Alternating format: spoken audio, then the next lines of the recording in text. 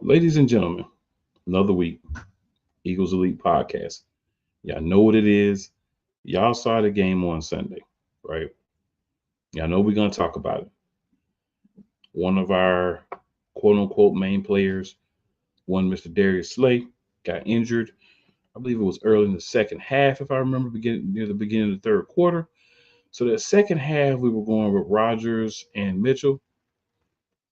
And I got to say, a little preview, I like that duo. It looked kind of sexy out there. Um, Also, all season, I've heard lamenting and complaining and whining about our QB. Oh, too many turnovers, this, that, this, that. Turnover free game. He only threw the ball, I think, like 25 times? If I remember correctly, I have to double check that to make sure because we're going to go over the game in detail, right? Sirianni, you're arguing with fans. You're still impressing your opinions, will, whatever, upon the game. But we did have a lot of positives in this game too. The score was not one of them, but that was partially due to something that's outside of the offense or the defense's control. We're gonna talk about all that right here on the Eagles Elite Podcast. And joining me tonight, of course, my man Wyatt. Wyatt, what up, man? What's going on, cool? What's going on, Eagles Nation? Hope y'all in the comments tonight, like you were last week. So I want to hear everybody's thoughts on what's going on with the team. A lot of stuff to talk about tonight. Absolutely. Diva, what it do? Well, what it do, y'all? What's going on? Ready to talk another week of what we saw on TV, another heart attack almost again, but we're ready to get into it. And joining us this week, he got the layback going on, looking like he almost in the bed, but the man himself, Benny Boom from Benny Boom Designs. Benny, what up? Chilling, man. Representing the west side of Philadelphia. Doing what I do. I hear it. I hear it. Hey, we ain't nobody here new to this or true to this. So we know what we about to get into. But before we do that, let's get extra hype.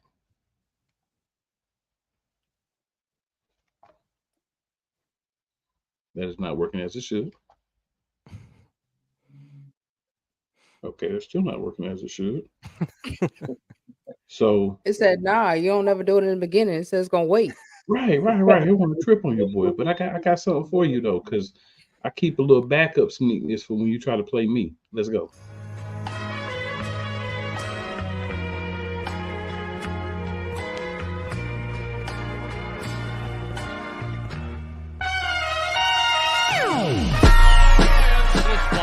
The kick is away, and the kick is it's good!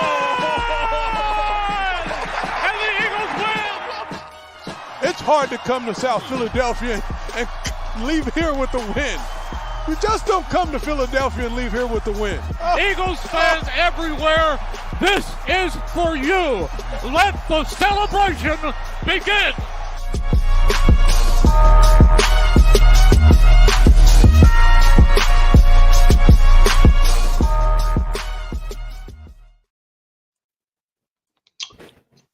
All right, y'all. We know what it is. We know how we doing this thing. Back in the building.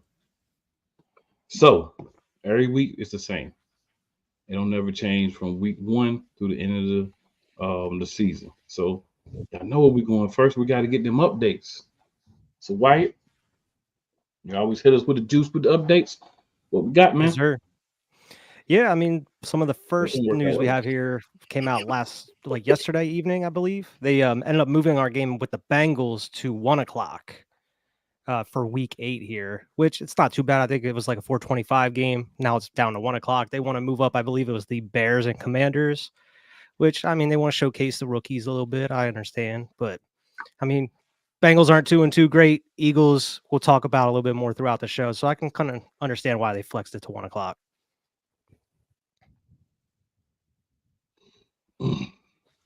Stupid. If you were going to flex that game, why not flex that game into the Monday night or Sunday night spot instead of a 4:25 spot? So, my opinion, stupid move, but whatever. And the Bengals are looking better. By the time this game's happened, both teams should have more wins. So you're gonna look dumb for making this move. But hey, whatever makes you happy. 425 games are a lot better for me. So piss on you, schedule makers, all of you. Hot piss.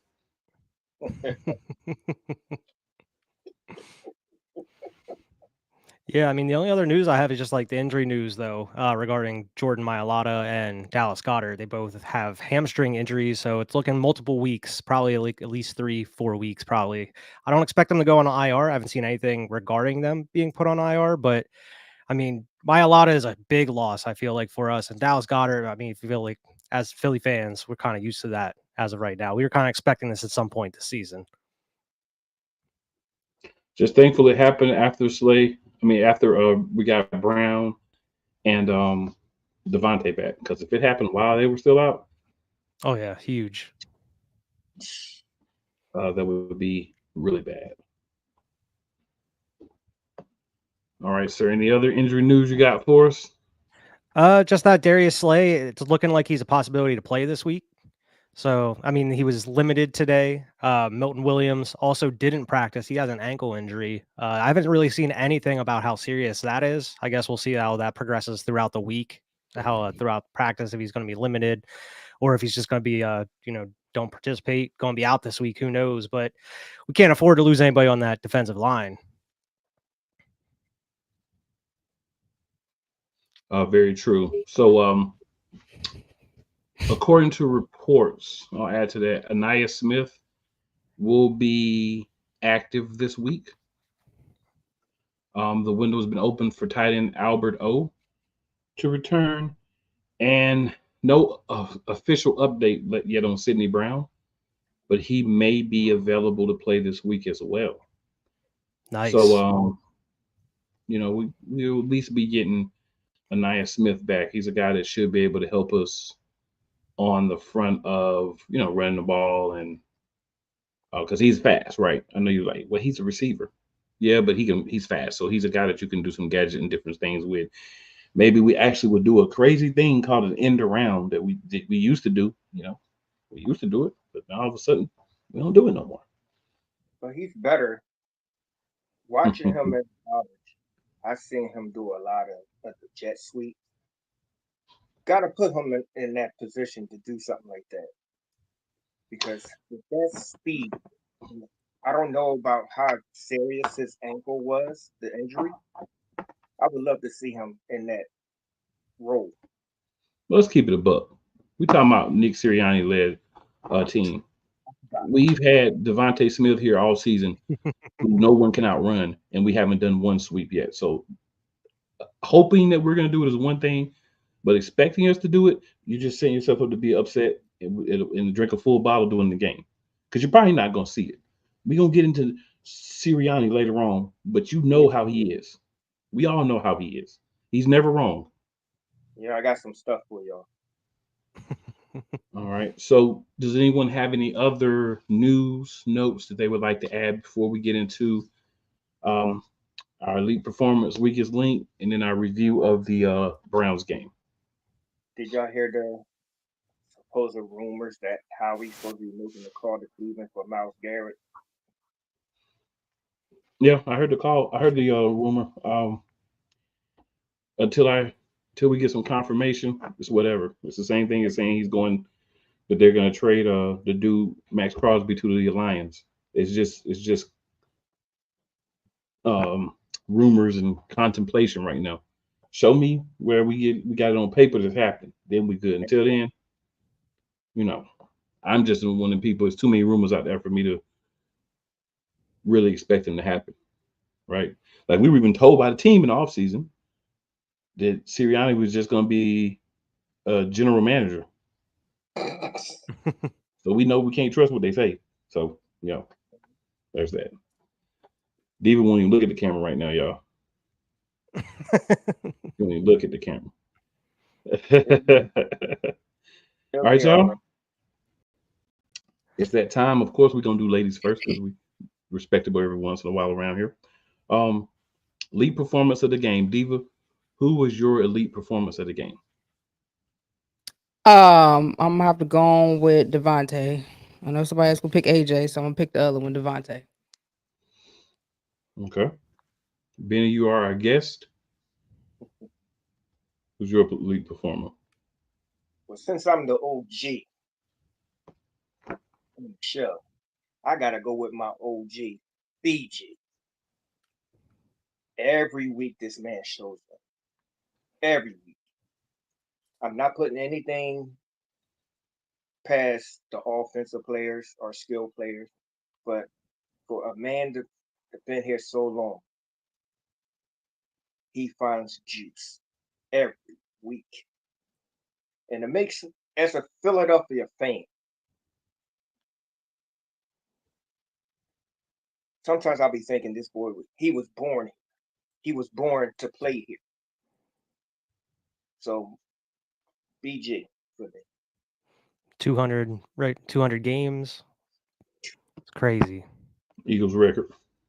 Mm-hmm. Who you got, Wyatt? I'll go with Cooper DeJean. I mean, dude, they were kind of wanting to ease him in and get him to learn everything, but he went out and showed everybody why he should have been starting from the get-go. He came out there and made an immediate impact, and then he made his presence felt. And I can't wait to see what he does throughout the rest of the season here. You son of a biscuit eater. I knew somebody was going to do it. So I already had a backup. My backup is the guy that I have personally came on this show and said you need to show more huevos, more testicular fortitude as a quarterback. Mr. Jalen Alexander Hurts. Everybody want to complain about every time he does something wrong. Well, let's give him some props when he has a good game. My man played a good game. I'm not going to give you the stats now. We're going to give you that when we talk about the game. But I will say this. Mistake-free game. And on top of that, while we doing this and doing that, let's not forget the running game wasn't really popping. So moving the ball, getting points and stuff, that was Jalen running the ball, that was Jalen throwing the ball. That was a lot of him making sure that we got enough points to win this game. Because every time it felt like to me, every time Saquon got the ball, Myles Garrett was on him like they was at a Diddy party together. So that made it difficult for the run game. And of course, we're not going to switch up what we're doing in the run game. We're just going to say, well, it didn't work in the first half, but it'll work in the second half. Yeah. So, we didn't have the type of game that we are expecting to get from Saquon. And that's okay. Sometimes the team just schemes you good. And let's not forget, the Browns are a really good defense. The offense is really bad. So the defense gets worn out at some point. They do give up points, but this is not a bad defense overall. So I'm giving Jalen Hurts his props.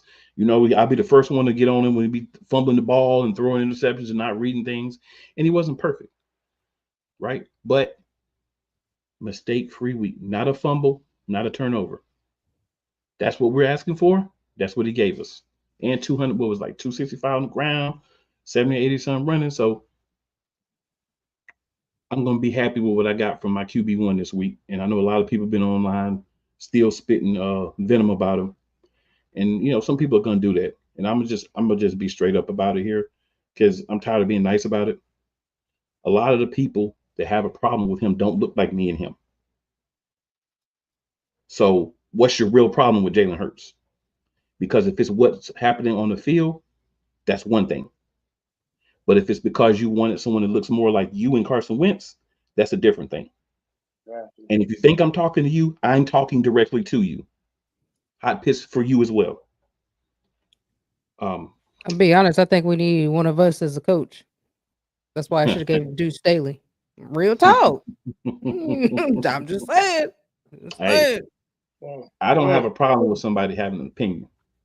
But I'm just saying, if you're basing your opinion on actual play, that's one thing. But when you're talking straight trash halfway through a game, when you're talking straight trash because somebody having turnovers, you look across this league.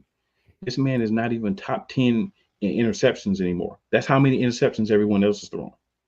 No, I think Dak outbeat him on Sunday. You know what I'm saying? No, a lot of people have outbeat him. And granted, we've had the bye week, so he's had one less week to throw. So granted, but I'm saying being outside of the top 10 for a guy that the first couple of weeks, he was like, bro, can you stop throwing interceptions? And then a couple of fumbles. But again, clean football this week. I'm happy with it. I'm good with it. I want more, but he's done enough for me. So I'm giving him his props because I'm tired of everybody dumping on my QB. Even with the crappy play calling, he's getting the job done. All right. So that's that. Thank you guys for bearing with me. I just had to get that off my chest. I've been holding it in since about 1:15 on Sunday because it started right after the game started. Real crazy.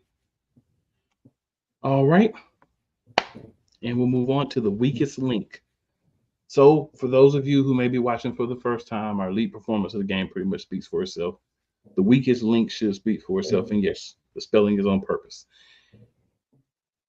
Diva, again, who was your weakest link of this game? Nick Sirianni.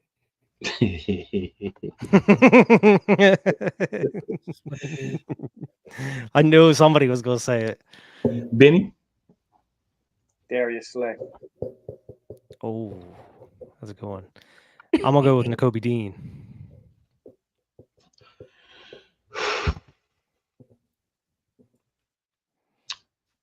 I'm not going to say this name probably again all season, but I got to say Saquon Barkley. Oh, but I got to say Saquon Barkley. Not because he didn't give the effort, not because he wasn't trying, but the production wasn't there as we've seen through the first 4 games with him. And I don't think it'll happen again. And I will even say this. In his defense, even though I got to make him my weakest link, in his defense, he had a big run. It was like Mailata or Dickerson, somebody got in his way. Like he had a run. mm-hmm. Like it was like a big hole open. He's hitting it. And all of a sudden, one of the big linemen just tackled him, literally, just knock him down. So I think if he gets that, we're having a different discussion because I think he goes all the way. Because once he gets by everybody, he's done. But if wishes were fishes, we'd all be swimming in pools. So I got to go with what actually happened. So hopefully I won't have to ever say this again, but I'm going to go with Saquon Barkley. But if I was going with a reason why that happened, it would be who Diva said. It's her weakest link. Mm-hmm. That hurt a little bit for me to fix my mouth to say, oh, it hurt. I didn't have to say Bryce Huff this week because he actually was noticed. Like he made some form of impact this week. Yeah, I'm sitting there watching the game like Bryce Huff is out here playing. If y'all go out here and waste a Bryce Huff performance and we lose, like what is going on? You know what I'm saying? Cooper DeJean. And the thing about DeJean is I feel like it took him some time to kind of grasp everything. Because when he did get back at the end of training camp, he was getting burnt left and right. But when you see a couple of games, when you practice, when you got AJ and Devontae out there to go against, right, and Dotson, even though he hasn't been used properly yet, when you got these kind of guys out there, it gives you a chance to get better. And I think he's used that, and now he's ready to step in, and he looked really good this week. I definitely want to say, even though Wyatt, we already talked about him, we already moved on, but he just played really good. All right, let's hit the comments real quick, y'all. Go back to Philly with the what's going on. Then we got Key checking us out. Key says, what up, y'all? What up, Key? What's up, and Key? Key's picking Grant. I think she's saying Grant Calcaterra. She put G. She might be like me trying to type somewhere you shouldn't really be typing it. And that happens. But yeah, Grant Calcaterra actually played really well as well. Big reason that Devontae got the touchdown. Key says, what's up, Benny? And Key also says, Nick is goofy ass. Facts. And she says, 100%. Yeah, laugh out loud. And all those things are true. He definitely That's my name in the chat that I be using all the time, y'all. Well, you know what I call him. I got 2 names for him. Silly Sirianni and Nicky Tight Pants. And he's earned them both. And he better watch it. He's going to be doofus next. He's been doofus in my book. I haven't said it yet, though. Well, I guess that's true. That's true. I guess I just did, huh? It was preview. Pretty much. All right, y'all. So, week 6, Cleveland Browns, Philadelphia Eagles. All I can say is crazy work. Crazy work. We won the game. Crazy Barely. work. Diva, Well, at least go ahead. Kick us off. What's your thoughts on that game? Although Jalen played good, the game management and play calling was trash. It was garbage. Of course, we could not really score in the first quarter. That's been a problem for us. Um, Season.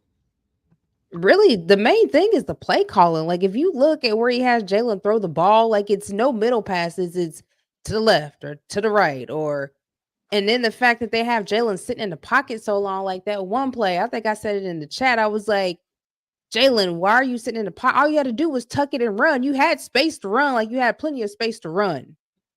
Stop trying to make them make you be a pocket passer. That is not your game. You are a dual threat. You are what Michael Vick was to the Eagles. When you don't see nobody open, you tuck that thing and you run. That's all you got to do, because it's clear that Nick is not going to stop meddling in the play calling. It's clear. You can tell what calls are Kellen Moore. You can tell basically what calls are Nick Sirianni. That was a Nick Sirianni play. Just point blank, period. When you see us passing, we like 3rd and 2 or 3rd. I think it was one time it was like 3rd and 3 and they were passing. And I'm like, run the ball. Like, what are you passing it for? Run the ball. But for us to struggle against the Browns, like, yeah, they do have a good defense. And their defense probably just now clicked on that game. But it's always funny how defenses find a way to click with the Eagles. Like, they could play garbage for the first 4, 5, 6, 7, 8 games. But as soon as they play the Eagles, honey, they find a way. They get it together right then, right there. And that is because they study film. Like, I just really don't believe that we really study film. And if we do, I'm not gonna say all the players don't. I believe some of the players do. But when it comes to game day, it's like we're listening to the calls that are being called. And if they're not working, you're on the field. You see what's going on.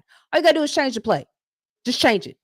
Like, Jalen, I don't want to see you backpedaling and then sitting in the pocket, and then you're either gonna have to throw it down the field, throw it out of bounds, or get sacked. Like, that's the only 3 options for you sitting in the pocket. You're not a pocket passer, man. You've never been a pocket passer. That is what's burning me up, because I feel like that's why we can't get the scores that we need in the first quarter. Like, we haven't scored in the first quarter all season. All season. All season. Only Not That is field goal, nothing. nothing. That is ridiculous. That is uncalled for us not to score 1 point in the first quarter. I'm sick of it. Like, I'm sick of it. The defense, they play better. They still missing tackles. I don't understand that. But that hit that Keely Ringo did. Oof. We stood over him too. Had some You attitude. heard that hit. You hear me? Boy, Mhm. oh boy, I didn't think he was gonna get off. Oh, he hurt. Oh, he hurt.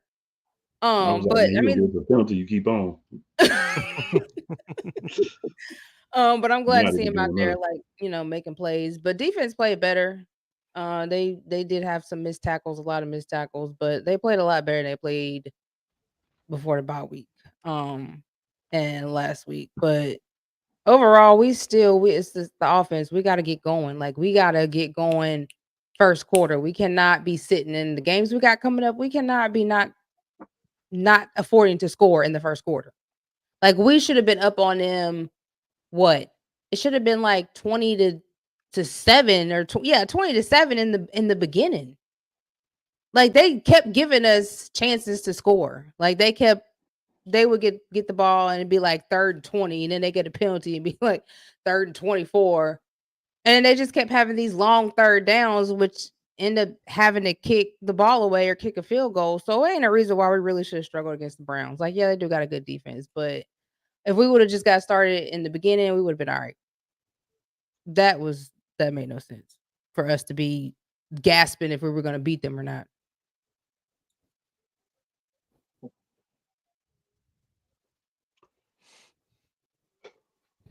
Let's switch it up a little bit. What are your thoughts? Yeah, I mean, pretty much everything Diva said. I don't understand a lot of the decisions as far as play calling goes, especially to start these games. Like, you have, I think it was like a 5-yard run by Saquon to start out, and then you decide to throw it deep twice in a row to AJ. I just don't understand why they are trying to force these big plays. It was exactly what they were doing last year. Like, they were just sending them down the sideline, and then I don't know if they were just hoping to draw a pass interference, but they did it twice in a row. They did it like once to AJ and then once to Devontae. And then they've done it multiple times up until I think it was like later in the second quarter. That's when they kind of started developing a rhythm a little bit, and then they lost it a little bit because due to some play calling in the third and to the rest of the game. But it's just so many weird situational calls. Just like Diva said, you had that one, it was like 3rd and 1, and Nick Sirianni said he's the one that called the play, but you dropped Jalen back at 3rd and 1 whenever you needed points on the board at that point, and he got sacked. So why weren't you either running with Saquon, who you have, or using the brotherly shove, which would have easily got you multiple yards? Like, it just doesn't make sense why they're coming up with some of these decisions. I don't have too many problems with the defense because I mean, without that, blocked field goal, them running it back for a touchdown, they're holding them pretty tight. We would have been blowing them out. So I mean, I think the defense did their job. The offense, I think there is something you can kind of take out of this game to build off of. That seemed like it was kind of a step in the right direction, but at the same time, you're seeing everybody kind of post on like social media, like Twitter, Instagram, what have you, of like these different pass charts, like from Kellen Moore's offensive throughout the past couple of years, and they look nothing like what's happening this year. Like there's nothing in the middle of the field really. There was in the first couple games, and we were seeing a lot more motion against the Packers, against the Falcons, and since then, the motion has been going down through these last couple games. And I just want to know why. Like, what's going on with this offense where it seems like they're going away from what was working previously? And I don't want to go with the just like, oh, they're trying to hide certain things from the opponents, or they're not trying to use everything early in the season. It was like, we need everything we got, because they're just sputtering out here, not able to get points in the first couple quarters. It just doesn't make sense. You have way too much talent to be wasting it on these dumb plays that you're calling, and there's just no consistency and no rhythm to it, and it just doesn't seem like they have an identity. Like they don't seem like they want to know what they want to do. Like, we should be utilizing the run most of the time to open up the pass game, like we've talked about over the past couple weeks, but for some reason they want to try to force big plays whenever they're not even there, or not even drawing them up to make the big plays. You're not scheming anybody open. You've only seen that a couple of times, like the Devontae touchdown. They actually schemed him open, but we didn't see much of that throughout the rest of the game. I think they only ran play action like 2 or 3 times that whole game, where they were running it a lot more previously in the opening weeks of the season. And I just feel like they're going away from what was actually working previously. And for some reason, I don't know why. Maybe they're just overcomplicating things. Maybe they're just, if they are watching film, maybe they're just taking the wrong things away from that film that they're watching. And I feel like that has a lot to do with Sirianni. And I know he makes all these, excuses, and it's all on him, but like, it doesn't seem like there's anything changing week from week to show us that he's willing to change, or willing to let Kellen Moore be more involved with this offense like he should be. Benny, what do you got for us? That game should have been a blowout. Being just sitting there watching it, I really didn't enjoy the game. Because, number one, not the Browns' defense is good, but they wasn't fully loaded. They had a lot of injuries.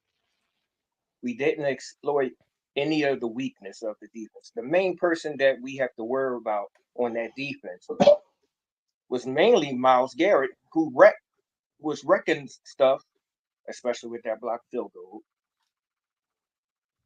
And Denzel Ward, I do believe he went out for a little bit, but came back in. But when he came back in, he wasn't the same. He didn't exploit that.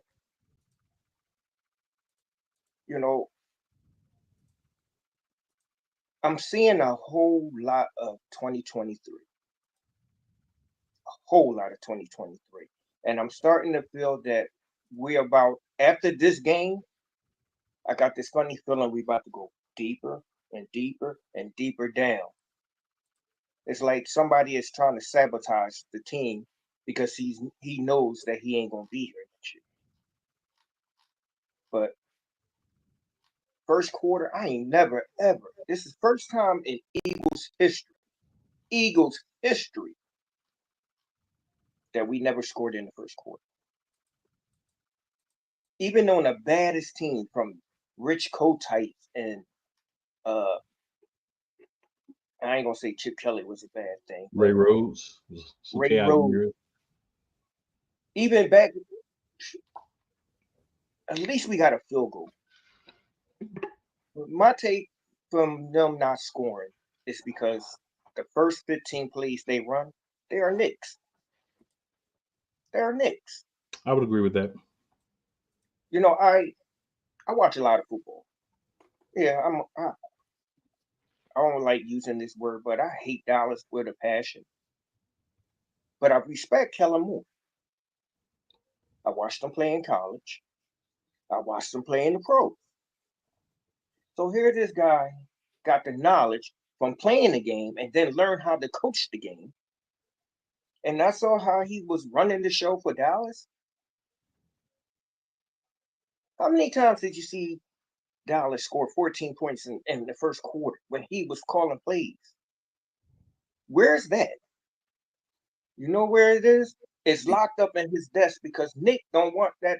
He don't want Kellen to run the show because once he run that show, it's going to be just like when we had Steichen. Everybody going to be praising him, and Nick ain't going to get no. That's the problem. That's the problem.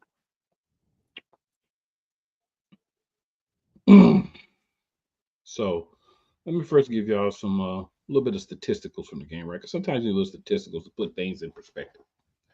So passing, Jalen Hurts, 16-25, 264, 2 touchdowns. I must have seen more running yards than actually happened, maybe in my mind. But Saquon Barkley had 18 rushes, 47 yards, only 2.6 average. That's why I had to make him my weakest link, even though I didn't really want to, because you got to acknowledge that. Hurts had 14 for 33 for 2.4. Gainwell had 3 for 23, 7.7. Dotson had 1 for 13. So Dotson did do a little something in the run game as well as caught a ball or two, right? Caught 1 for 10. AJ, 6 for 116 and a touchdown. Calcaterra, 4 for 67. Smitty, 3 for 64 and a touchdown. Defensively, no picks. Jalen Carter got a sack. And this is what I wanted to see. Jalen Carter got a sack. DeJean got half a sack. Josh Sweat got a sack. Nolan Smith Jr. got a sack. Jordan Davis. Bryce Huff got half a sack. Milton Williams got half a sack. Thomas Booker got half a sack. I'm trying to see if it shows me. Don't forget Jomo. I'm looking through the list. Now Davis didn't get a sack. I was checking that first. Jomo got a sack too. Yes, not showing it on. But I'm looking at like one of the breakdowns. It shows like some of the players and not necessarily everything. So as a team, look at the team stats for these, right? And let's look at the defense because we know what happened on offense. Offense was all right. We had 372 total yards, 256 passing. They have over 100 rushing total together, 6 yards per play. But important thing, we got sacks. We got 5 sacks on the Browns. We had like 4 sacks the entirety of the season before this game. So big thing there. We talk about the game. And when we talk about Sirianni, I'm going to give my thoughts on Sirianni. I'm going to talk about what I saw positive in the game and a couple things I may not have been too happy with. Special teams, letting Myles Garrett get through there and block that field goal. Anytime you see Myles Garrett on the field, there should be everything focused on stopping him. That's just unacceptable from that concept. Now, block field goal, you're probably like, oh, it's not going to happen much. Of course not. But of course, it happened to the Eagles right before halftime. And of course, Rodney McLeod would pick it up and run it back, former Eagle, who we probably should have kept with some of the people replacing. We probably should have kept, but that's a different story. But Rodney McLeod runs it back. So they get 7 points from that. So a lot of people are upset about the game, but if we're looking at 20-9, are those same people as upset? And of course, they're going to say, oh, yeah, it doesn't matter, blah, blah, blah. But truthfully speaking, If they only get 9 points and we get 20, we're not as upset. We do feel like we should have won by more, but there's not so much quote unquote outrage. In my opinion, agree with me, disagree with me. That's my opinion. Now, when we look at the actual game, of course, always no points in the first quarter. That's got to change. We should at least be able to get a field goal. I do agree. I think those are Sirianni scripted plays, and I think Kellen Moore needs to, and I've said this before, I'll say it again. Kellen Moore, you're the OC. You're supposed to be the play caller. You got to start saying, look, man, what you're doing is it's not working, right? The way you're having the plays called, what you're trying to override, your little 15-play script to show people that, yeah, I got it. Keep in mind, Sirianni, wide receiver in college, never made it to the pros, never had a talent. So what does he want to see be successful? Wide receivers. You see why all this foolishness is starting to happen, all these big plays down the field like we're playing Tecmo Bowl, like we're playing Madden on easy mode? That's because he wants big numbers for wide receivers, because he wants to live vicariously through these gentlemen, because he never got the shot. But back to the actual game. Turnover free. So while there's so many things we can complain about, this play wasn't made, that play wasn't made, we didn't see the ball go here enough, keep in mind, there was a really great pass on a third down. I think it was like a 3rd and 8 or 7 or something to Smitty that the dude got his hand in. It really, I felt like should have been pass interference, but wasn't called.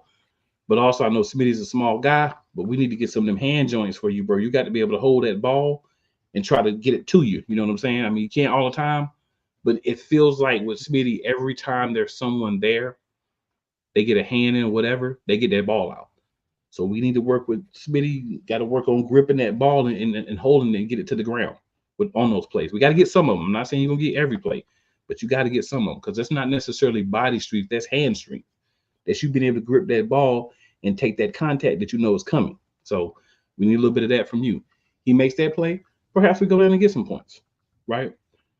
End of the game, they really should have got another touchdown and had this at 27-16. That should have happened. You should not stop scoring when you're already up. You're up by 4, you go get another touchdown, you're up by 11. There's no 11-point play. Game's over. But instead, Sirianni, let's just take the win and, get down the field. Let's get a big play to AJ, but let's not try to do anything with it. Let's just, run the clock out. And you wonder why fans are yelling at you. But we'll get to that in a few minutes. The other thing I want to say about this game is I'm used to seeing the Eagles come out of a bye and be better than this. So the head coach has to take the blame for both sides of the ball not being as crisp as they could be coming off of a bye. There were some players that played really well, but there were some times that players did not play well. You did not adjust to what they were doing to take Saquon Barkley out of the game. You did not try anything differently. No off tackles. No, reverses or anything. Nothing. Bland vanilla. Not working, but we're going to keep doing it. We won the game, so I'm not going to go too far. We won the game, but I definitely agree we have to be better. I'm going to go as far as say I'm seeing last season, because I honestly believe last season we lose this game. Because last season we got a donut hole in the middle on defense, and they're going to get 4 more points. So I think this was last year we lose this game. So I commend the players for saying we're not going to go out here and lose to the Browns. No matter what stupidness they're doing, what's going on with Nick trying to call plays on offense, trying to make suggestions to the defense, we're not losing to the Browns. And the players I commend for that win, not this coaching staff. I really had to think about that, guys, because Monday, that would have been different. But it's not.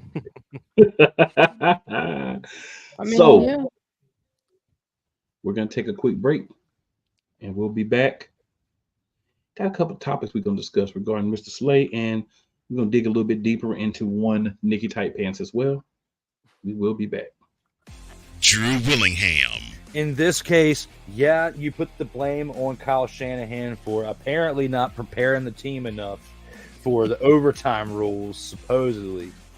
Cole Johnson. Peyton was considered a winner, and he was the darling of all darlings for Gerald. With a special appearance by Tyrone Alizé McDummy. Ain't nobody calling me. Text delete, delete, delete, delete, delete, delete. Join these two football enthusiasts as they give you Total Football Talk. Live every Monday at 4 p.m. Eastern, 3 p.m. Central on the Sertoba Media and the Comey Media YouTube channels.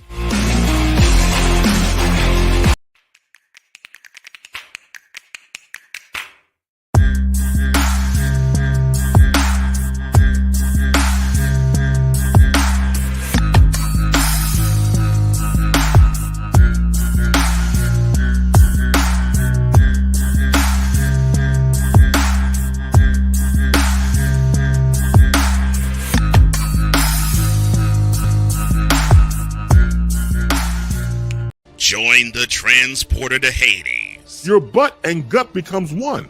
Join the reformer of hooker whores. This is my daughter, Placenta Booty Johnson. Join the bronze god. Whenever you are in distress, take off your baseball cap and throw it in the air. Join your very own superhero of broadcasting, Chris Bass. So whatever color crown they get, they palm it and do 2 circles, and that translates to I can beat the black people. As she takes you through the week's paces in Baseline. Live every Saturday at 8 a.m. Eastern, 7 a.m. Central, Pacific Time Zone people, just stay asleep when this is on live and just catch the recording. Oh, I'm sorry. Exclusively on the Chris Bass YouTube channel.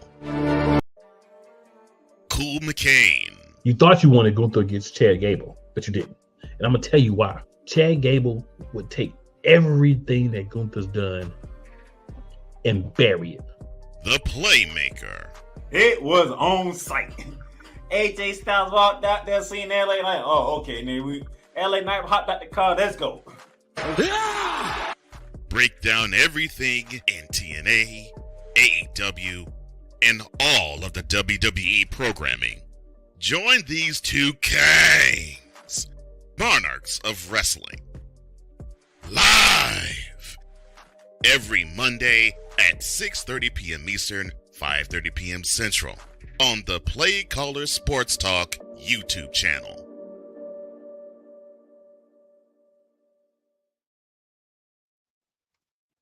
All right, ladies and gentlemen, so we're back. So 2 things real quick.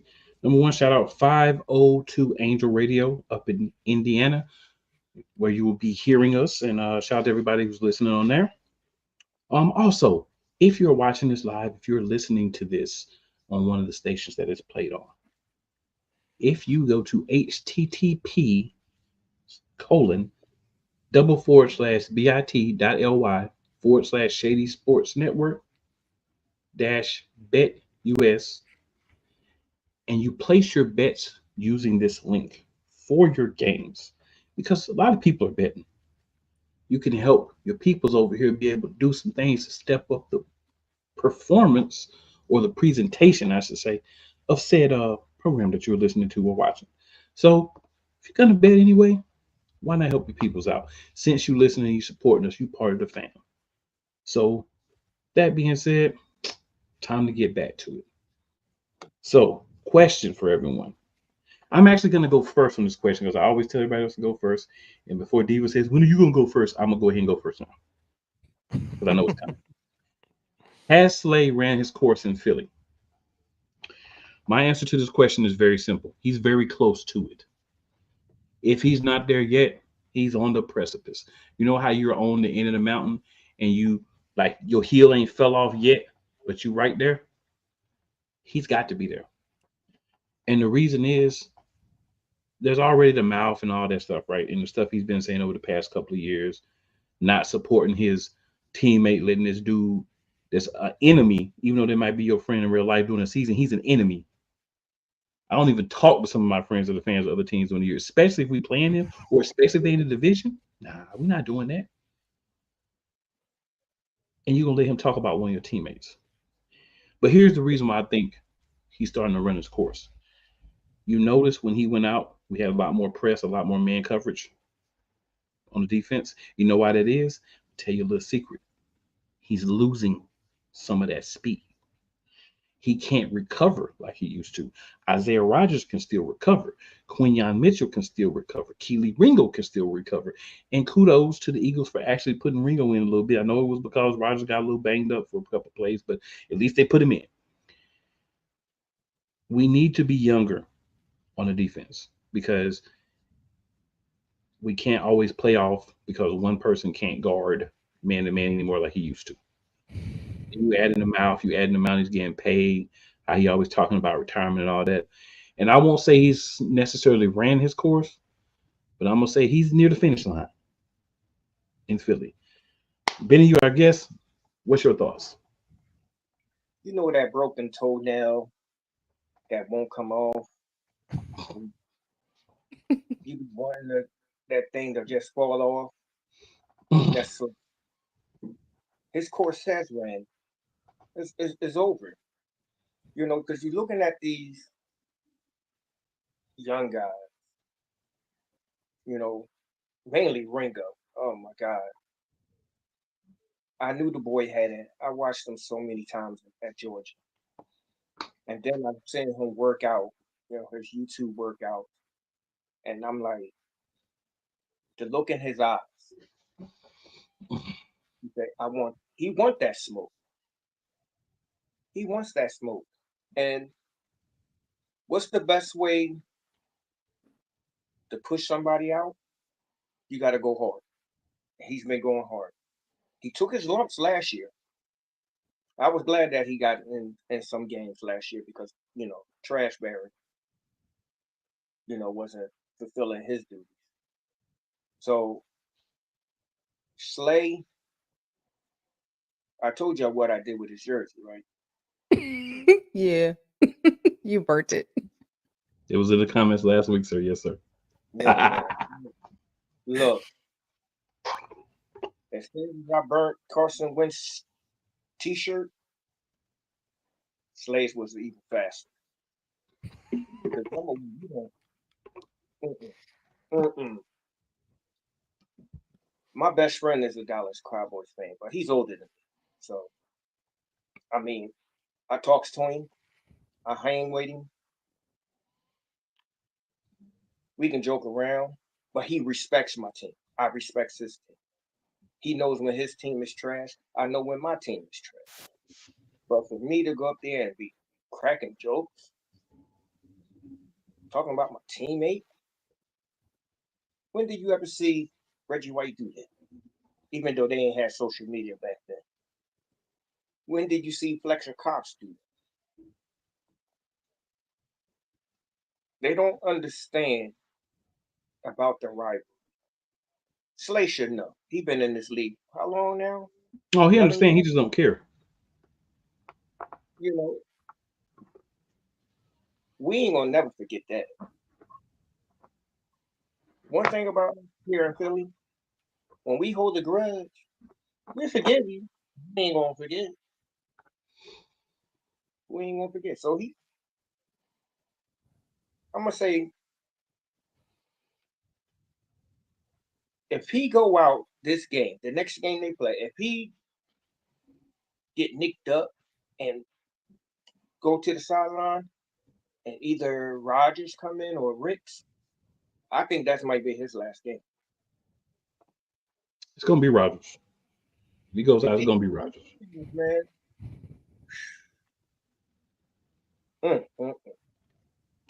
He's out of here.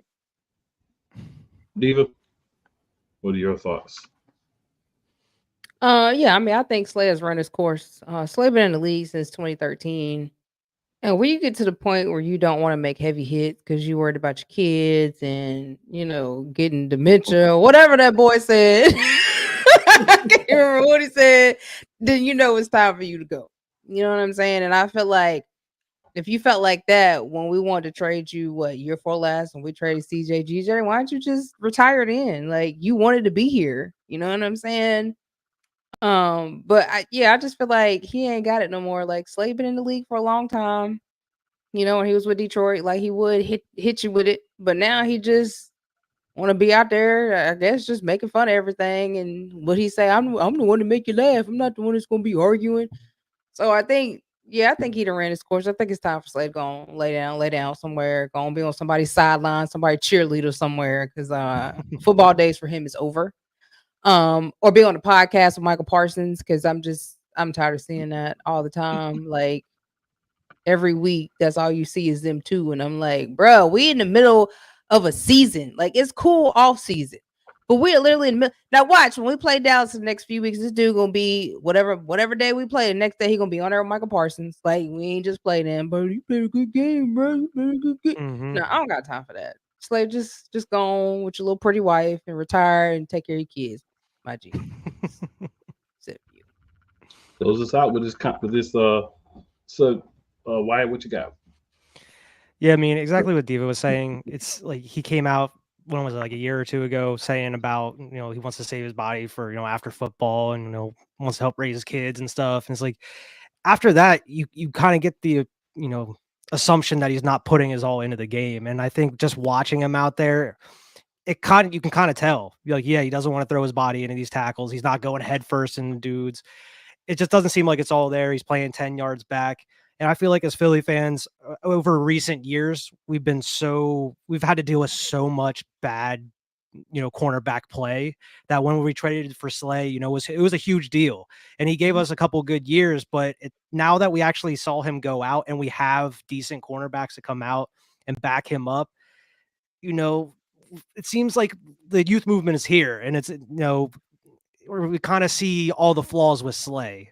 Whereas before it was like, yeah, we're used to bad quarterback play. Slay's the best thing we got. We got Ballberry out here getting burnt toast.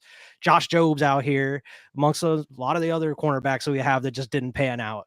So Slay was he was the best thing we had. So, I mean, now that we actually went out and got a decent roster of cornerbacks, and we're actually seeing them put something together that looks decent out on the field, they're actually playing, up on the receivers, playing press.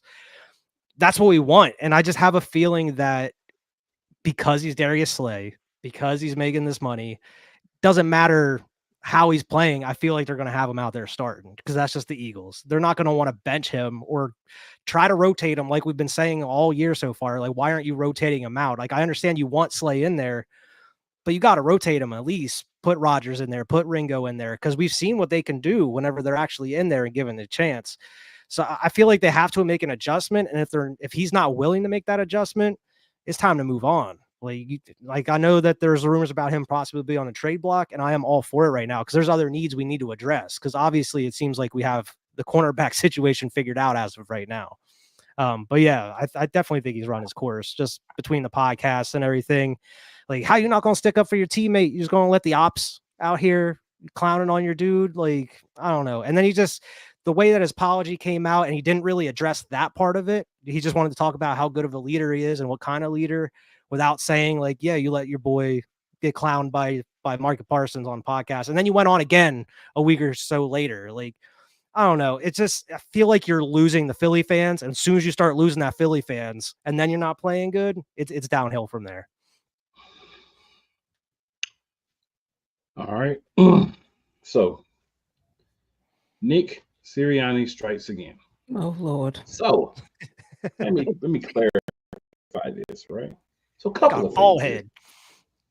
The ball head, terrible look for you, bro, but hey, it's on you. We are 1-0 with him with the ball head, but it was against the Browns. So there's that too. All right. Bald streak starts. Play calling. You meddled in the defense, at least to an extent. Vic Fangio did clarify in his press conference that he was saying, like, oh, you should do this. He was giving a suggestion, and the suggestion he gave would not have worked. They did something different. It didn't work either, but it was similar, kind of, but not exactly what Sirianni said. But Sirianni's play would suck because of Sirianni. And he's silly. All right. Offensively, you're still affecting play calling. Everything is going to the outsides because he wants the big plays, and the big plays normally go where? To the outsides, right? 95% of the time, you want these deep flies, these deep routes. They're going to go outside. They're going to end up outside because you can't just run in the middle of the field all the way down the field because there's zones and people are going to double team you, triple team if you do that. We say things like some people say, "Oh, Jalen can't throw the ball in the middle of the field." How do we know? No, the plays never have anybody there. Yeah, you're not doing anything to. I mean, I'm not saying that he can, but I'm saying you can't say he can because the plays aren't going there. Or if they do, it's like one guy will do a shallow cross and then everybody else goes deep, and then the one guy that does a shallow cross is where he can't see him because he's got rush coming. Well, He they gotta did go in get the out middle to of the the top. field when we had Steichen. They did go in the middle of the field, and we Right. had short passes. But I'm just saying. So we can't really say that it's him. This to me is Sirianni, right? But the main thing, if you want to touch on those, it's fine. But the main thing I want to get to with Sirianni, arguing with a fan after the game. I'm gonna let y'all guys cook, and I'll go last. We'll start with Wyatt, Diva, Benny, then me. And that way, if I need to cut some time, we'll be able to do that. Wyatt, what are your thoughts, sir? Yeah, I mean, yeah, it was a terrible look for Sirianni, and I know that he's done it before, but I mean, especially, with the record we've had over like the past, 15, 16 games going back to last year, it's not good. Like, you're not in a good spot. Everybody you have the fans out here chanting fire Sirianni during a game, and then you want to go and talk trash after you barely beat one of the worst teams in the league. It's not a good look. And then especially after, what was it, the Saints, whenever Jalen Carter was out there, yapping at the end of the game, he was the one, and Dom were out there, yelling at him, telling him to calm down.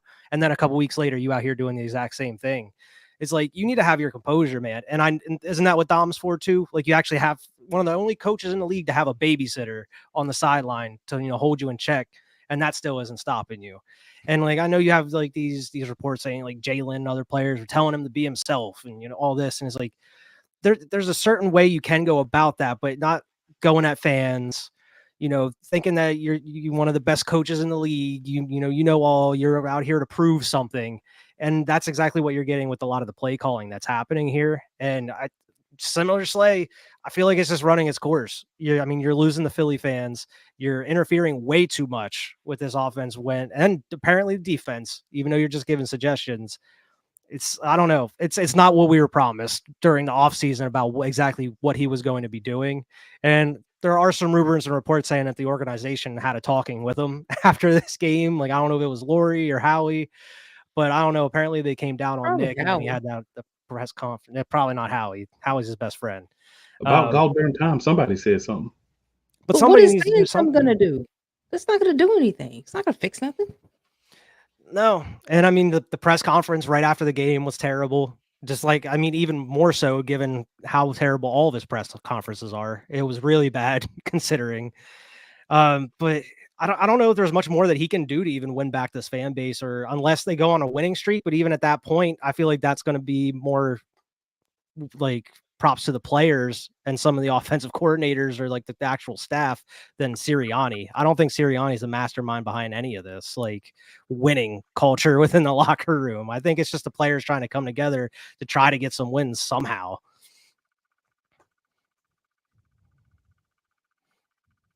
Go ahead, dude.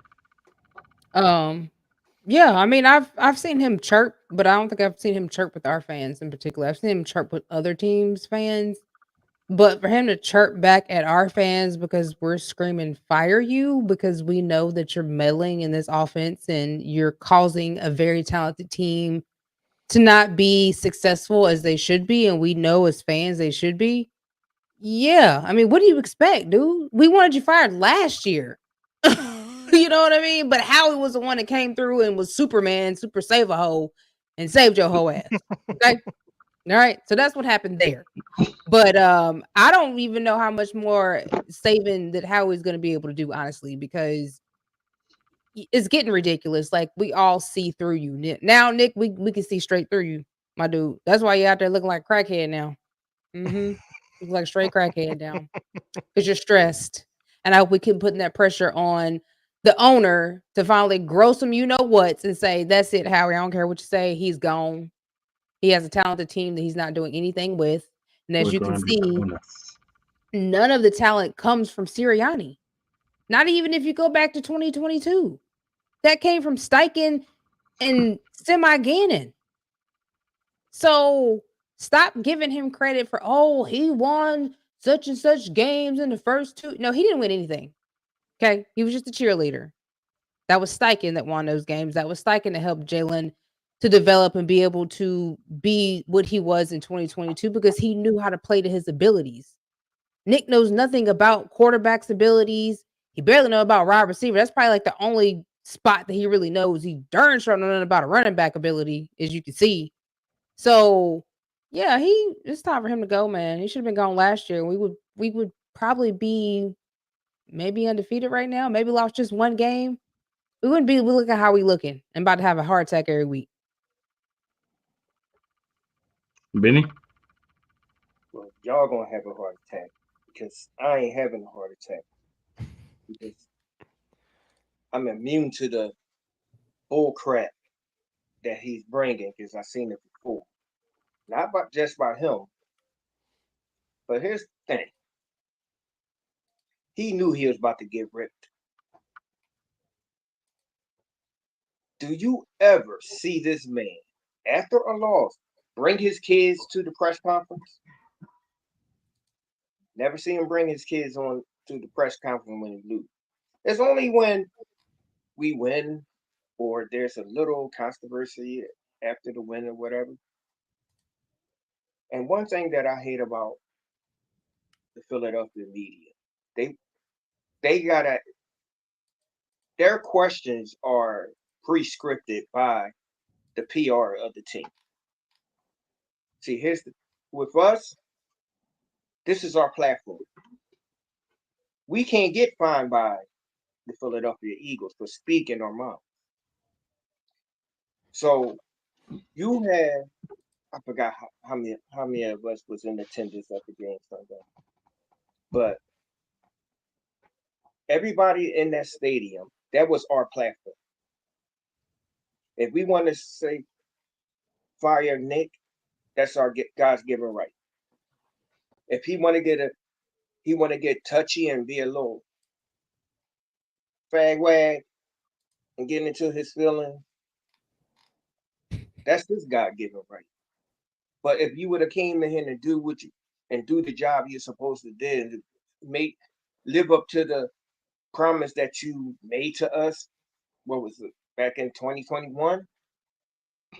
And you wouldn't be acting like knowing that you're about to get canned and you want to sabotage because you don't have the capability or the intelligence to run an offense.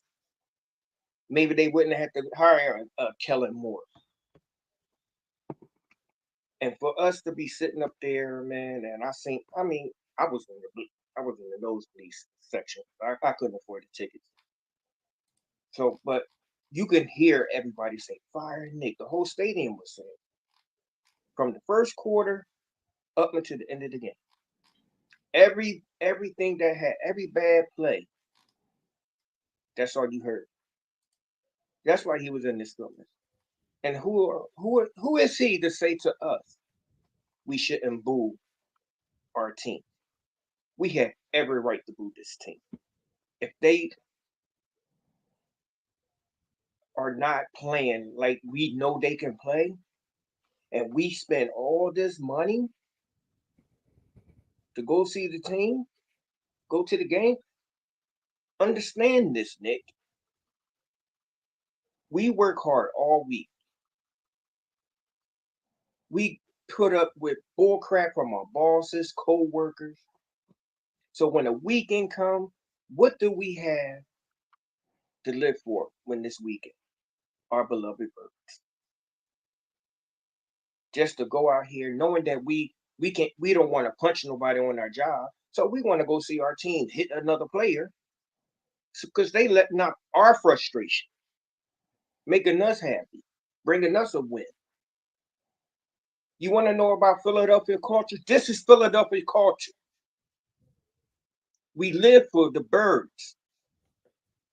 We really live for this team.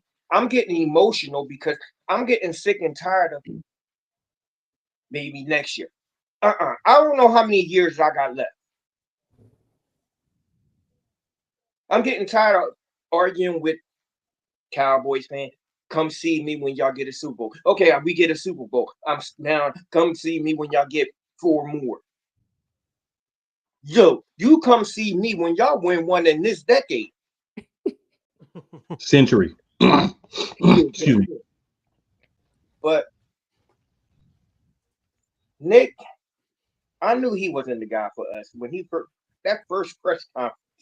Said, but let me tell you this, you know. And then when he said plant the flowers, oh, if I want to plant a flower, I'll go. I get a yard and plant my own flowers. Where do flowers come into have anything to do with football? You don't know. No clue. No clue. I mean, Nick is silly. Cheating Belichick over him. I'm just saying. Not saying I want him here, but I would take Belichick. I don't want him. We should have hired Deuce Staley. That's what we should. Because the thing is, Belichick sucks without Tom Brady. So you're just gonna bring another guy that sucks, and he's gonna want, and he thinks he's better than he is too. So you just be bringing in an old Sirianni. Oldest Sirianni, a douchebag, just not a silly. Yeah, older maybe but not more, silly. maybe a senile Sirianni. Yeah. You know, but at least he'll tell his players to do their job. Wait, hold on. Sorry, I ain't gonna see that because their job is to. Some of those people on the side has got cameras and looking for signs and getting our play calls. My bad. I totally forgot we was talking about cheating Belichick. But right. Yep. All right. So Old Man Mob says, "How we doing, my brother? Cool. The man, the legend Wyatt, and can't forget the boss of all bosses, Eagles Diva. What up, old man? I know you've been rocking with us for a while, so appreciate you checking in with us, man. I know you're having a hard season with the Pats, but hey, you had some good seasons, so I know you ain't too mad. I'm gonna just be real simple with Nick Sirianni. Nick Sirianni, I'm gonna need you to shut up. I'm gonna need you to learn how to do your job, and also I'm gonna need you to stop being Carl Thomas. Okay, you're a football coach. The team doesn't look good. You're gonna get the blame. If you don't like that, then go away. I was about to say something else, but I caught myself at the last moment. Go away.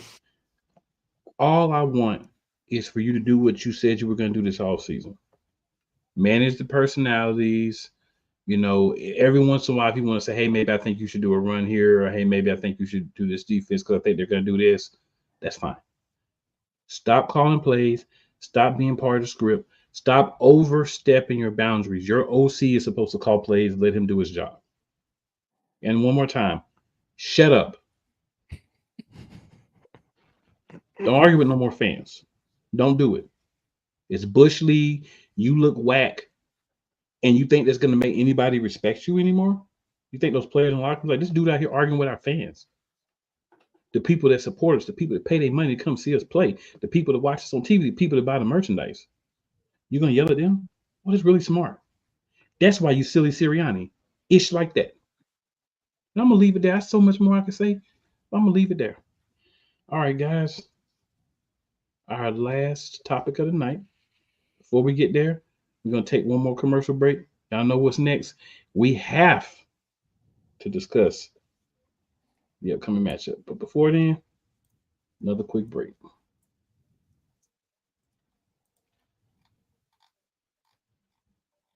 Whether it's news, the largest egg producer finds bird flu in chickens at a Texas plant, weather, devastating tornadoes rip through the heart of the United States, inspiration, a breast cancer survivor completed the journey of chemotherapy, and now begins a future one of matrimony or sports. Michael Jordan is shown on a photo with Diddy. LeBron James has a video extolling the virtues of a Diddy party.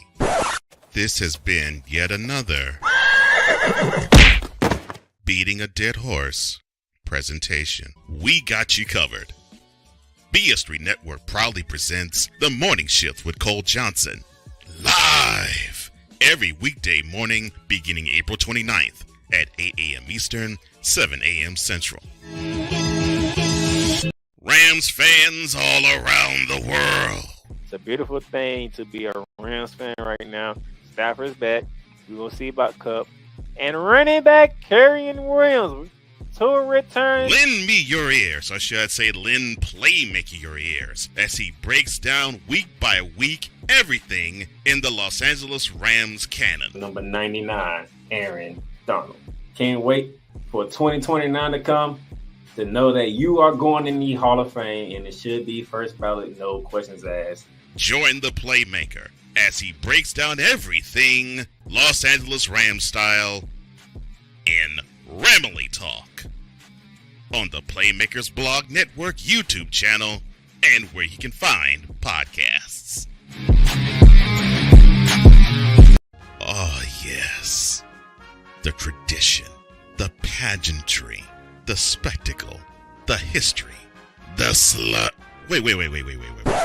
I gotta rep my brother's stuff right. All my DMV soldiers, stand up! And welcome to the Commander's Gridiron Report. You want your commanders to be repped right? Well, D. Willie is your man.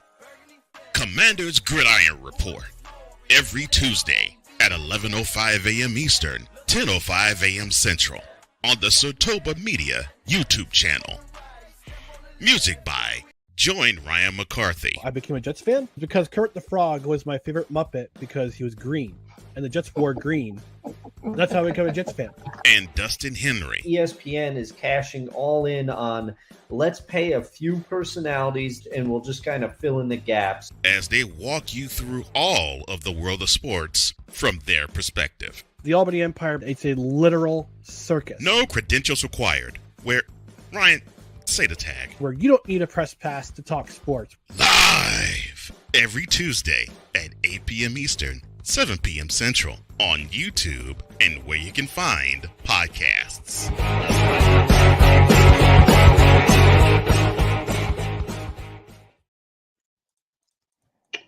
All right, good people. We're back in the building. Got one thing left to talk about. We got a game coming up this week, right?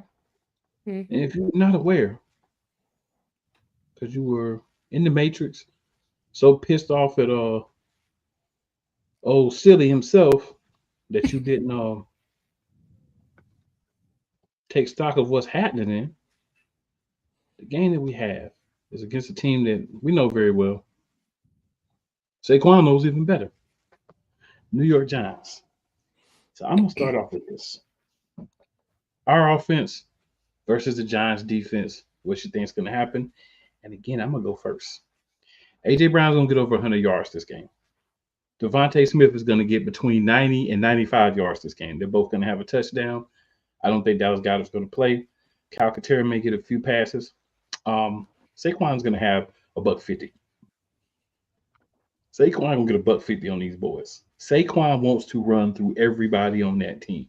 I know he say he's still friends with some of them, but he wants that organization to pay for disrespecting him this offseason. And they did. And if there's one game where I expect this man to hit a $150, maybe even 200, this is the one. The Browns game, he got 18 carries? So he got carries. They weren't able to really get him broken out, except for, like I said, the one where he got knocked down. I think this is the one. I think this is the game where Kellen Moore starts saying, look, man, I know these guys. I was in this division. This is a divisional team. I'm going to need you to step back a little bit. I got this, Nick. Watch me work. I've been here for 6 weeks. Week 7, watch me work, Nick. And hopefully that's what's going to happen. We're going to the defense is going to stop us some. Don't get me wrong. We're not going to score every play. Let's set it off with at least a field goal in the first quarter. Can we at least get 3 points in the first quarter? You know what I'm saying? Just 3 points. And see, 2 years ago, we ain't going to talk about last year. 2 years ago, we would start slow and then we would finish strong. Last year, we would just do whatever. This year, we starting slow and we finishing slow. At some point, we got to look good. Let's start this week. It's got to be the game plan that the OC wants to run. He has more knowledge of this division than you do, Nick. Sit down. Wyatt, we'll go with you, the Diva, and then we're going to let Benny close us out. Yeah, I mean, I completely agree with you 100%. We got to let Kellen out here cook, man. Got to let him run this offense. Let utilize the run. Like not And then just we'll talk because. What was My that? bad. No, Oh, I was just saying, no, then you're we'll good. talk defense after this. Yeah, we'll go back. Okay. Go ahead. Yeah, My I bad. mean, you gotta like, even though Saquon, it's his old team and everything.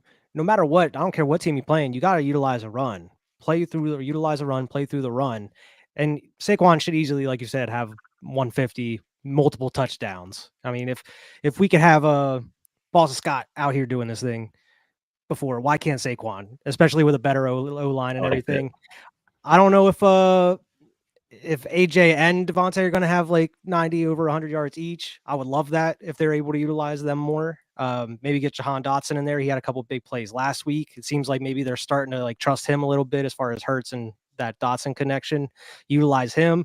Utilize the middle of the field as well. Like, why not? The Giants aren't great. Like, we should be able to do whatever we want, especially with the weapons we have. And this is just the offense you mentioned, right? We're not going to defense. Correct. All right. Yeah. So, I mean, as long as we're playing turnover-free football, not out here throwing interceptions, Jalen's not fumbling the ball, this should be easy peasy, lemon squeezy for the offense. Yeah, man. I mean, run the ball. That's what I say. Let Saquon run. I honestly want to see Will Shipley. I'm not sure what's going on with that, but I really would like to see Will Shipley in the game, getting a few catches and a few touches, running the ball, because I think that what is the point of having 3 dual running backs if you're not going to use them? Point blank, period. Like when you don't want to use Saquon, okay, use Gainwell. He did get a big run against the Browns. I was surprised. But yeah, put Shipley in there. I mean, he's a big body, just like Saquon. He might not be as big as Saquon, but he's another big body. So put him in there and let him run.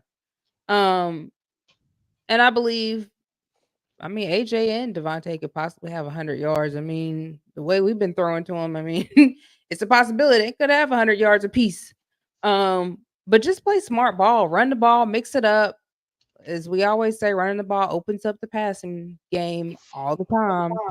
Well, we don't understand that, but yeah, I think we should be good. Unless the Giants defense once again shows out because they watch film on the Eagles and know how to run that defense against Jalen. Other than that, I don't really see us losing. I just hope that we can go ahead and get it started. I don't want no field goal. I want a touchdown the first quarter. Okay, Yeah. can we? Man, you finally better take get a that field goal and be happy. We ain't got nothing. Listen, if we mean? got a chance to score a touchdown, score a touchdown. Don't be doing nothing stupid where you got to get a field goal. You know what I mean? agree We with had that. that one play. I agree with that, but at least I mean, let's if you get got to something out of take it, of course. But if you already got down the field and you in that red zone, make good red zone decision plays. That's all you got to do when you get touchdown. It ain't even that hard. Just stop listening to Nick when you get to the red zone. That's all you got to do. Just don't listen to Nick when you get to the red zone. Okay, y'all. Exactly. All right. When he tells you to do the opposite. Right. Just give the ball to Saquon and let him run it in there. You at the red zone, he can get the touchdown. That is given for him. Okay. So yeah, I mean, we should be able to run that thing in on the Giants. We should be able to. Benny, what's your thoughts? Offense versus the Giants defense. The Giants stink. They ain't nothing but a bunch of midgets. Indeed, we gonna run it. I'm gonna call Kellen Moore. I'm gonna say, dude, I'm gonna talk to the other Paisans. So go ahead and tell Nick to sit down. So he can't call the Paisans to try to jump you. But some serious thing. I'm expecting the Eagles to score 21 points in the first quarter. Because what's his name? Thibodeau? Not playing. Kevon Thibodeau, yeah. And the only threat, even Barnes ain't doing nothing. Wandale Robinson might not even be out there when we get to the offense. We ain't there yet. My bad for jumping. My bad. That's me. And I don't care what I saw the interview Saquon had. He on a mission. All you got to do is just give this boy the ball. Give him the ball. Because it's a ringing in his ear of him hearing on Hard Knocks 27. When you 27, you don't have nothing left. But I swear, the first 3 games, I saw a running back that's 27 doing his thing. Yeah, I AJ, probably gonna have a little bit left. AJ, I can see AJ getting maybe $140, maybe $150. I can see Smitty getting the buck. Jahan Dotson, if they play in the middle of the field, I can see him getting 50 to 60 yards on 4 catches. But Saquon, he's going to break the record that was held by Eagle back in 1960 something, where he rushed for 156 yards against the Giants. Saquon will get $160. I can tell you better whatever you're gonna get, he better get on them 18 to 20 carries. They look like they're gonna give. They might give him about 22 since they're playing the Giants. We'll see. Well, because if you run on that side with Beckham and Lane, because we don't got Malata, you still can go to your right side with a 600 pounds or 700 pounds of beef. I'm just saying. And Should you go to both sides? I don't know. Fred, I don't know. I don't know too much about Fred Johnson. I didn't read up on him. I was thinking that maybe Beckham would go to that side and they bring in Tyler Steen, and I say, hold on, Tyler Steen, he ain't ready. So keep everything, keep him near. Oh, Steen did a really good job. When he had to play the game for Becton. Becton just outplayed him. Took his job while he was hurt. Yeah, Mm-hmm. but I'm expecting the Eagles to score 21 points in the first quarter. Y'all got some high expectations on the bottom, but I tell y'all what, y'all want to go from 0 to 21 or 0 touchdowns. If we can just get 3 points in the first quarter, I'd be happy. Look, I'm high, brother. I'm just saying. I know, bro. I'm just saying. We gotta get something first. We gotta take baby steps. Y'all want the power run. I don't want no back. Crawl. I want the whole bottom. Right now, we still on the teat when it comes to first quarter story. But hey, we'll see what happens. If y'all right, I will be more than happy to say, okay, that's what's up. Before we go to defense, a couple of comments here, and then we're gonna talk about the defense, and we'll finish up here, guys. All right, Sam says hashtag Fly Eagles Fly. What up, Sam? Still waiting to get up here, sir. I'm gonna call you out. Scrub says 150 plus scrimmage yards for Saquon. Eagles defense forces 2 turnovers. Eagles win 2013. Those 2 things happen, sir. It's gonna be more than 20 points on that board. Exactly. Scrub says Giants are sorry at No Life Stadium. Eagles will score enough points to win. And by the way, Scrub is a Giants fan, but he does watch us faithfully, so appreciate him tuning in for our appreciate that original brand of tomfoolery. We're gonna go back around this time. Benny, I'm gonna let you go first. What does our defense need to do to stop their offense? Then Diva, Wyatt, and I'll finish this out. The number one thing they need, 2 things. Let Quinyon go against the young buck. I want to see that. Neither one of them may be playing. Neighbors is not playing so far, and Wandale Robinson is questionable. Well, bench. Put. This could change before Sunday, but right now neither one of them are playing. Put Dean on the bench. I want to see Jeremiah Trotter because he can run sideline to sideline. He know how to get off of blocks if an offensive lineman come up on him. Vic need to tell Nick to shut up. This is his thing. He's been coaching defense for 30-something years, maybe longer. I think this defense need to get at the Jones. Pop him in his mouth.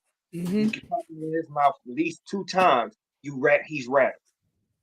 If you let that ball escape the pocket and he do that run, even if he run, you know he's going to trip and fall anyway because he's clumsy. You can't let this team breathe. They already lost one divisional game. And after what happened with the way they beat us last year, and I think they got confidence. They're gonna come in with some. They're going to come out on that out of the locker room with some confidence. Oh, we got them last year, and whoever the defensive coordinator is over there, they might look at that film and say, "This is what we did last year. We can do it now." But Vic, play tight. Play tight. That's the name of the game. You jam those receivers. If they got them bum receivers, wait a minute, Starling's still there, right? Mm-hmm. Yeah. You stop him.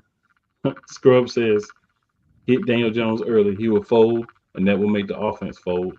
Scrub also says, Giants lost 2 divisional games already. Will be 3 after Sunday. I hope that you're right, sir. I hope you're right too. Yeah, they lost to Washington. I forgot. But see, he read my mind. You hit Daniel Jones twice. That's it. That's really all you got to do.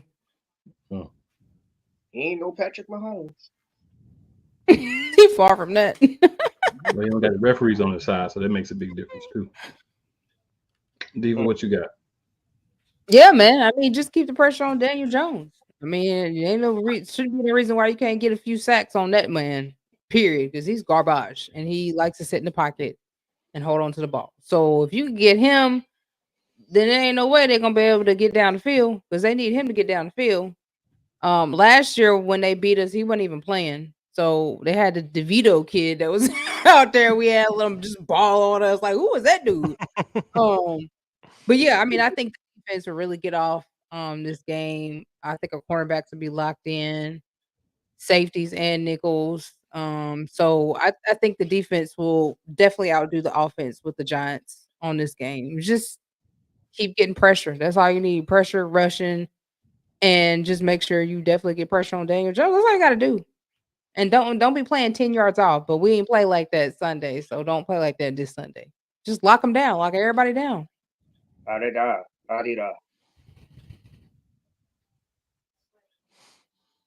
ahead, White. Yeah, I mean, like everybody was saying, you got to put pressure on Danny Nichols. You know, he's going to make mistakes as soon as you start putting more pressure on him. I mean, we were able to go out and do that against the Browns really well. There's no reason we don't go out here and get another 5 sacks this week. I believe they are missing their left tackle now. He's out for the season, I thought I saw. So, I mean, we're without our left tackle. They're without theirs, and they have a far worse O-line than us. We have one of the best O-lines in the league, I would say. So, I mean, there's no reason we shouldn't be out here getting pressure. As far as like the secondary, like you were saying, I think we should definitely be playing up more. If Slay isn't 100% or they're not sure about him, hold him out this week. Or, just let, Isaiah Rodgers or Ringo get the start over him. That way you can play up a little bit more, be more aggressive. And man, I kind of agree with Benny too. Put Trotter Jr. in there. Why not? See what he can do out there. I know Nakobe has a lot of issues, especially in coverage. I mean, he's fine whenever he's, rushing towards the line and stopping runs or screens and whatnot, but he doesn't really do well in coverage, in zone coverage. So it'll be interesting to see what Trotter is able to do, at least get him some reps. That way you're able to kind of rotate him if you have to throughout the season. But man, I would love to see Quinyon finally get his interception. He's had so many opportunities throughout, these first 5-6 weeks of the season. He's due for one. He was supposed to get that last week if it wasn't for, CJ GJ running into him and everything. He needs one. I think this is going to be the game he finally gets one. I would love got 2 interceptions like was mentioned in the comments. That would be great. But man, 1 interception, 1 turnover is fine with me because I don't think the Giants offense is going to be doing much against this defense if we are playing like we were last week. Yep. Scrub says, and Andrew Thomas had surgery on his foot, so he's definitely not playing Sunday. So that's one of their offensive linemen as well. For me, it's real simple. Hit Daniel Jones, like everyone said. Vary up the defense. Give him some 5-man fronts. Give him some 3-man fronts. Give him some guys coming off the edge. Use Cooper DeJean like you did last week. Have him blitzing some. Just do some different things. He can drop back in coverage. He can blitz. He's been good at tackling. So just use him and allow him to be that X player he can be. Be nasty. This is a divisional game. This is our first divisional game, right? So right now we got 2 L's. Commanders got 2 L's. Cowboys got 3 L's. So all we gotta do, go out here, get us a dub. We can solidify second place for now because we did have our bye already, and we can start climbing up because now we're starting to have divisional games. Because before we weren't playing divisional games, so even if we had the same record as somebody else, we were going to be under them because they had divisional wins. So it's time to make a statement in the division. Come out, play hard, everything make sense. Make sure you wrap up tackles. And if you understand that Nakobe Dean, because he's going to play, let's be honest, he's going to play. If you understand that he's not great in coverage, then design the schemes so that he doesn't have to be great in coverage. If you're going to play him, understand what he can do, understand what he can't do, and use it properly. That's pretty much all I got. Like, it's not rocket science. These 3 people have already talked about it. It's not rocket science. Let's go out there and get a dub, man. It's dub city time. It's time to get some dubs, right? We got an easy, for the most part, schedule coming up. We do got to play the Ravens. That's going to be tough. But, hey, that's not the only game we got. But it's time to make some moves, man. It's time to win, right? Because the difference between last year, I feel like, and this year is games that we would have folded in last year. We found a way to win. But offense, it's time to kick it in gear a little bit on y'all side and help the defense out a little bit more. Keep them off the field at least get some long, extended drives. Get the defense fresh, and then we're going to make it happen. It's our game to lose. And I ain't trying to have to hear no Giants fans telling me that we lost to them. And so, like, you not got to hear Giants fans, you got to hear the Cowboys fans too. As we always do, Giants fans, we got one thing for y'all.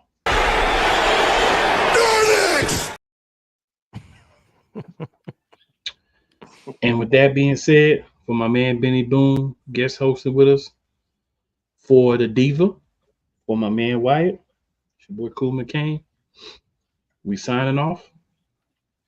Hashtag Fly Eagles Fly. Hashtag y'all hit Benny up. That's the man right there. The man on the screen is the man that we be rocking the gear for. Okay.